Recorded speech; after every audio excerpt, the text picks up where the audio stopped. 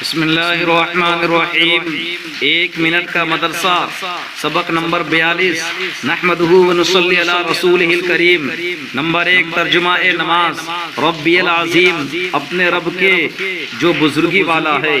سبحان ربی العظیم کا ترجمہ ہوا، پاکی بیان کرتا ہوں میں اپنے رب کی جو بزرگی والا ہے۔ نمبر 2، ایک سنت، کل قاعدے کی یہ سنتیں بیان ہوئی۔ نمبر 1، دونوں ہاتھوں کو زانوں پر رکھنا۔ نمبر 2، تشہد میں اشہد ان لا الہ پر شہادت کی انگلی اٹھانا،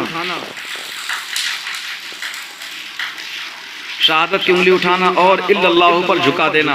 اور آج کا سبق سنت نمبر 3، قاعدہ آخر میں درود شریف کا پڑھنا۔